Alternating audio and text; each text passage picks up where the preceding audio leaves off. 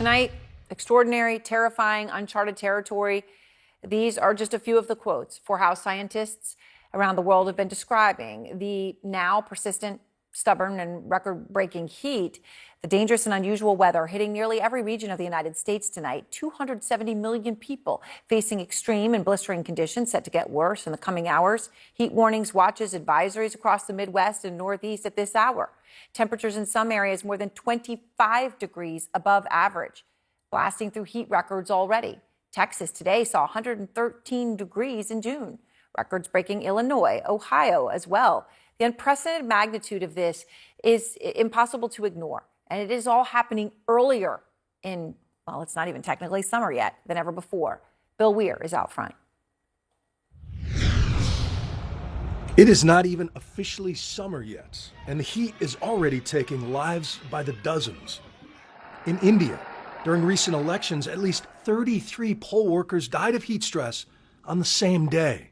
At least 41 Jordanians perished as they made their pilgrimage to Mecca, where yesterday they set a new all-time high at over 125 degrees. And in Greece, at least 3 tourists lost their lives simply by hiking without enough water or shade. While those places are used to stretches in the triple digits, the American Northeast is not. And on a planet overheated by fossil fuel pollution, Maine must now brace for the kind of heat and humidity found in Miami. And big cities are bracing for a strain on everything. Extreme heat is the most dangerous weather phenomenon we have in New York City. In the Northern Hemisphere, new science finds that last summer was the hottest since the birth of Christ. And in the U.S., heat took the most lives since records began in the 80s.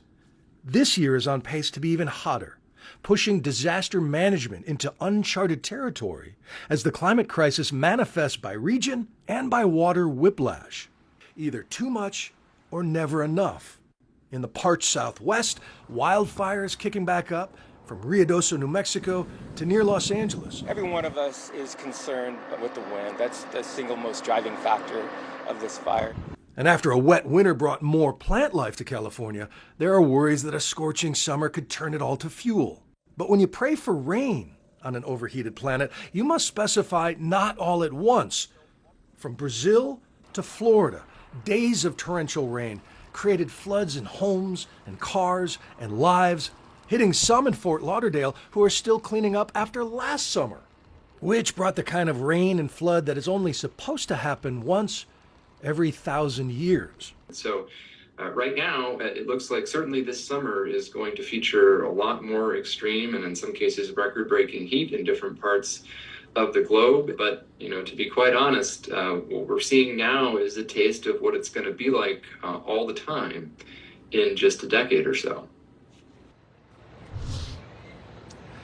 Even though heat is the deadliest weather event, it has never been used to declare a federal emergency. In the Stafford Act, about 30 groups today signed a petition trying to change that, to open up FEMA funding for big heat events like this, which has largely been left up to the states right now. But FEMA, as we know, is running out of money as it is.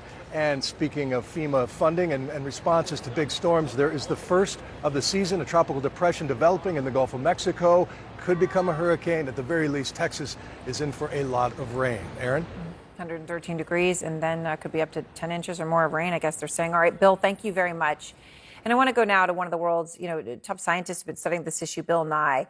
And Bill, terrifying thing that's happening across the U.S. this week when you look at what Bill's going through, searing heat in the Midwest and Northeast, the cyclone he just mentioned, the powerful thunderstorms along the Gulf Coast, double-digit inches of rain from Miami to now maybe Texas, wildfires in California and New Mexico.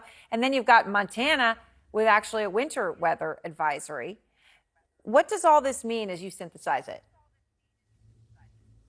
Well, what it means is we need to curtail our use of fossil fuels and putting carbon dioxide and methane in the atmosphere.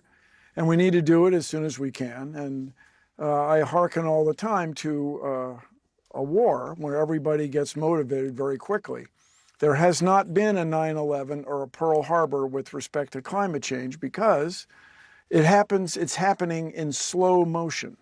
And so sooner or later, everybody, all of these events will be connected to climate change by computer modeling. It's been straightforward to connect the extreme events, but now these sort of regular extreme events are going to be connected, and we can get to work. The newest research indicates that there is not a tipping point. There is not a point of no return. Rather, it's things just getting worse and worse, the way they are right now this summer. Yes. And just the point I want to make to everybody, when people talk about a heat dome, which is the new good word, consider this following. There's a map of New England, the Ohio River Valley, and the dome is not hollow. When I think of a dome, I think of a roof, and you could walk around underneath it. No, the dome is solid. It's high pressure air. Yeah.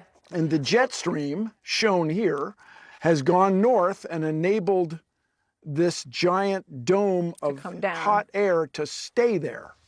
So Bill, and stay there. Well, here's the thing, and I know you mentioned in a sense solutions, but just to hold on for a second. You know, all the modeling showed, if you could stop a degree or you could stop 2 degrees, and there's this sort of feeling out there, I think, when you see what's happening, floods, droughts, heat waves, that it's all suddenly happening a lot faster than anybody would have expected. And therefore, nobody has any idea how bad, how dramatic it might get, how many feet you could be seeing of sea level. I mean, it's easy to get quite scared. Is it all moving a lot faster than you ever would have thought? With respect, no. There are certain scientists, climate scientists, who have been talking about this for a long time and how it will accelerate. And you may have heard this expression, positive feedback. Yes. In control systems, positive feedback is the mathematical sign where you hold the microphone near the speaker and it gets louder and louder and screeches. Yeah. That's positive feedback. In human resources, positive feedback is making you feel good about it. No, positive feedback in mathematics and control system is what we're seeing now. Things are getting worse, faster and faster. So and what about scientists who've been pointing this out, are called alarmists.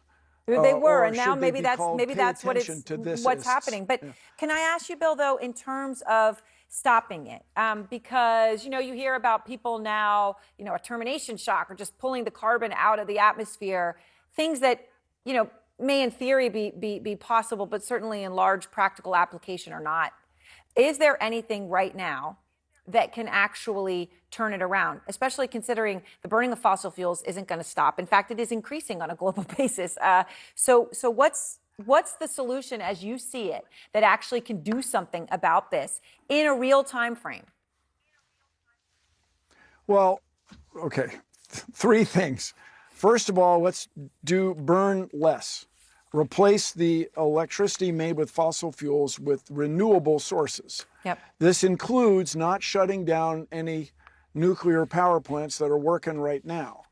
The trouble with nuclear power, everybody, is political. People don't want to deal with the waste and so on. Then what we want to do is take advantage of the systems we have right now. This is why people are advocating for electric vehicles.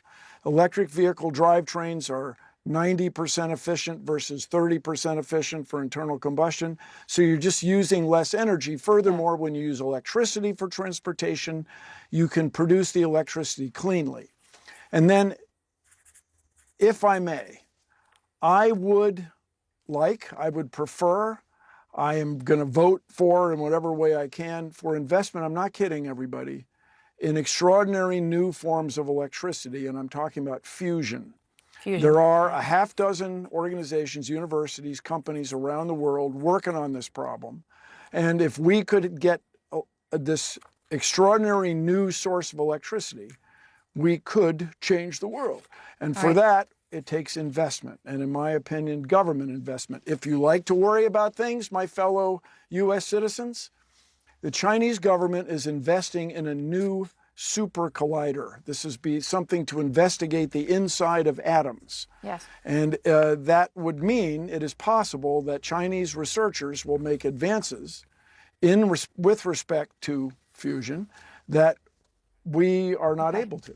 All right. Well, So Bill, thank you. yeah, I appreciate. Well, I'm glad you shared that, and I think it gives us a starting point, and maybe I suppose a sense of possibility that something can be done, as opposed to a sort of defeatist way, which it's possible to get your mind there.